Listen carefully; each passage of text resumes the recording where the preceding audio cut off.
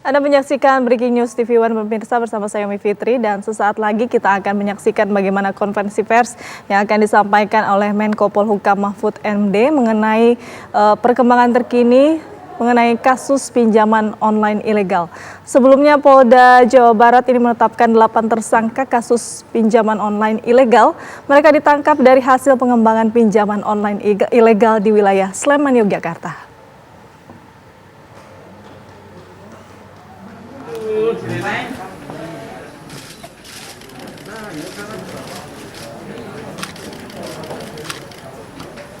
Polda Jabar menyatakan telah mengamankan 86 orang yang terlibat pinjol ilegal dan menetapkan 8 tersangka.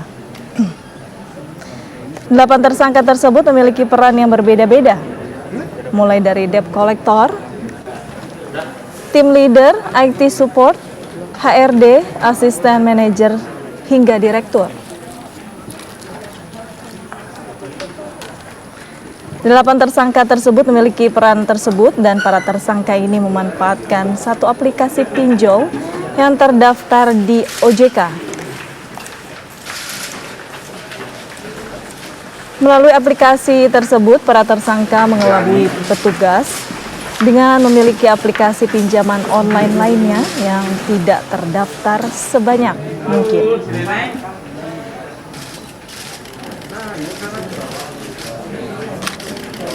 Berdasarkan hasil penyelidikan dan penyidikan yang mendalam, kami tentukan tahap pertama adalah 7 tersangka. Dimulai dari asisten manajer, tim leader, supervisor, IT support, kemudian HRD, dan termasuk juga debt collector. Belum berhenti di situ, kami pun terus mengungkap sampai link teratas, layer teratas. Pada tanggal 15, kami berangkat ke Jakarta untuk melakukan pengembangan, dan ditemukanlah dugaan-dugaan tempat persembunyian seorang direktur PT TII. Kalau di dalam sistematikanya atau strukturnya tadi adalah direktur yang mengendalikan semua operasional ini. PT ini mendaftarkan satu aplikasi pinjol secara terdaftar di OJK. Nah, untuk mengelabui petugas, ini hanya sebagai desepsi saja. Sebenarnya masih banyak aplikasi lainnya yang tidak terdaftar, dan itu yang digunakan untuk melakukan penekanan kepada konsumen-konsumen tersebut. Pemirsa, sesaat lagi Menko Polhukam Mahfud MD ini akan memberikan keterangan pers mengenai kasus yang saat ini menjadi perhatian semua pihak, di mana mengenai kasus pinjaman online ilegal yang saat ini sangat menjadi perhatian dan diungkap oleh pihak kepolisian. Pihak kepolisian juga beberapa waktu lalu telah mengungkap beberapa kasus pinjaman online ilegal seperti di Sleman, Yogyakarta, di Bandung, Jawa Barat, dan juga di beberapa wilayah di DKI Jakarta.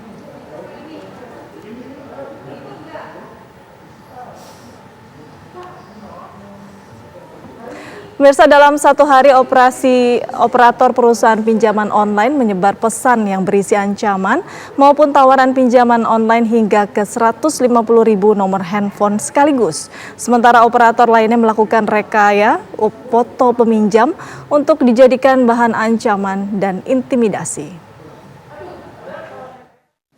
Saat ini juga sudah ada salah satu tersangka juga yang bertugas untuk menyebarkan SMS dalam jumlah banyak ini. Saya akan mengajak Anda untuk berbincang dengan tersangka ini.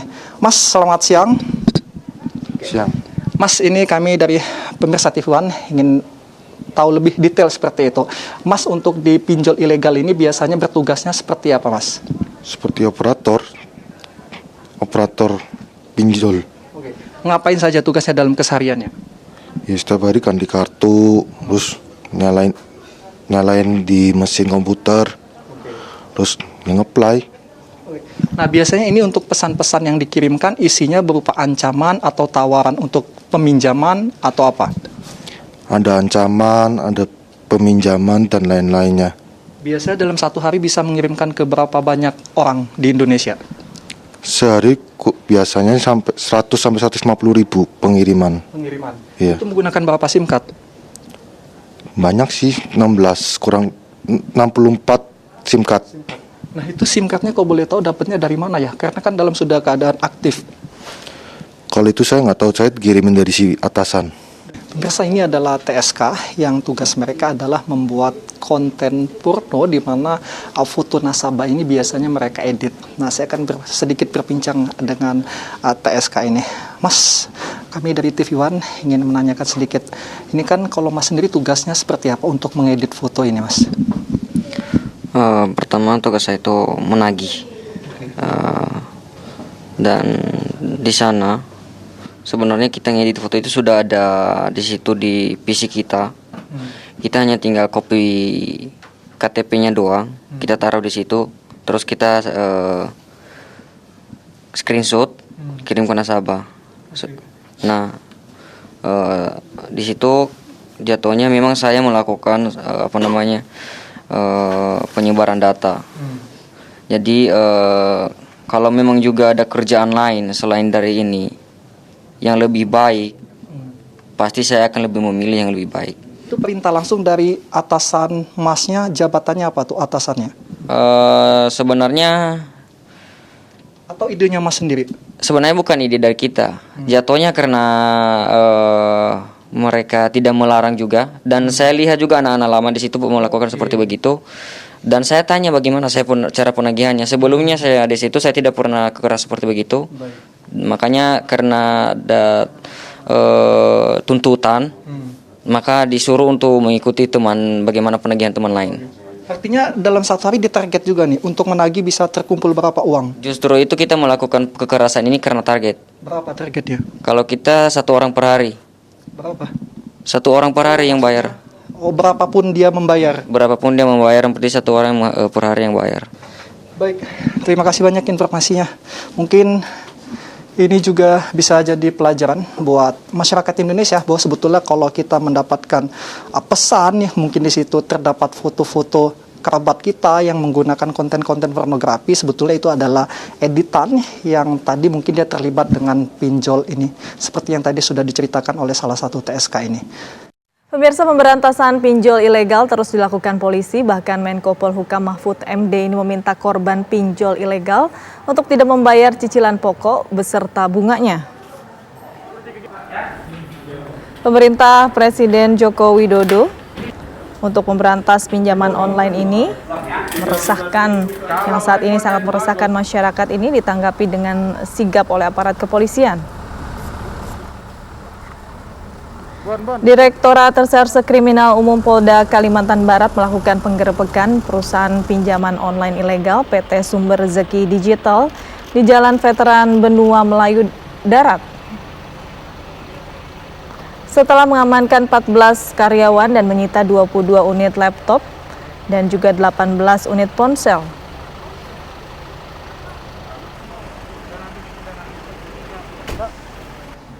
Sebelumnya, Ditreskrimsus Polda Jawa Barat kembali menangkap pimpinan pinjol ilegal yang digerebek Polda Jawa Barat di Sleman, Yogyakarta.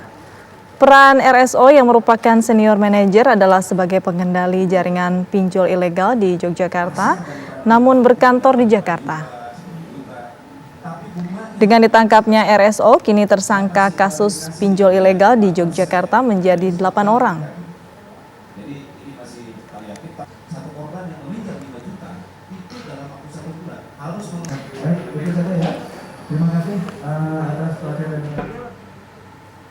Menteri Koordinator Politik Hukum dan Keamanan Mahfud MD kembali akan memberikan keterangan dan meminta masyarakat untuk yang terjerat dalam hutang pada pinjaman online ilegal agar tidak membayar dulu pinjaman kecuali membayar pokok hutangnya saja. Dan berikut pernyataan Menko Polhukam Mahfud MD. Jadi hasil rapat koordinasi antara pemerintah dengan BI dengan OJK, di mana di pemerintah itu selain Kemenko Polhukam, ada Polri, ada Kejaksaan Agung, ada Sekretariat Negara, ada Menkominfo, ada Kumham, memutuskan bahwa pinjol ilegal itu melanggar 2 jenis hukum. 1, hukum perdata. Dia tidak memenuhi unsur bahwa harus ada sebab dan cara-cara yang halal, yang dibenarkan oleh undang-undang. Nah, itu tidak dibenarkan apa yang dilakukan oleh penyelenggara pinjol itu, pinjol ilegal. Kemudian dari hukum pidananya banyak, ada penipuan, ada pemerasan, ada perbuatan tidak menyenangkan, ada pelanggaran undang-undang konsumen, ada pelanggaran undang-undang ITE. Yang kalau ini dijadikan tuntutan secara berlapis bisa belasan tahun nanti hukumannya. Nah, oleh sebab itu secara perdata dia menjadi tidak mengikat, sehingga orang yang terjebak oleh pinjaman itu dan ditagih jangan membayar. Kalau dipaksa membayar, laporkan ke polisi terdekat, karena pemaksaan terhadap itu adalah sudah merupakan pelanggaran hukum. Lalu yang kedua, ya, dari sudut hukum pidana, saya minta Polri, dan saya sudah berkoordinasi dengan Mabes Polri agar melakukan langkah-langkah yang cepat dan tepat tentang ini, siapapun dia. Bahwa nanti pastilah ada orang mengaku sebagai lawyer, mengaku apa, lalu membela, itu biasa dalam setiap kasus. Kalau kita tangani lalu ada yang bilang melanggar HAM, melanggar hukum, pokoknya ditangani ini demi keselamatan rakyat. Ya, kita jalan, nanti dibuktikan di pengadilan apa yang sudah akan dan sudah kita lakukan. Begitu aja. Pemirsa, kami jeda dulu, dan usai jeda Breaking News TV One masih akan kembali dengan mendengarkan keterangan langsung dari Menko Polhukam Mahfud MD sesaat lagi.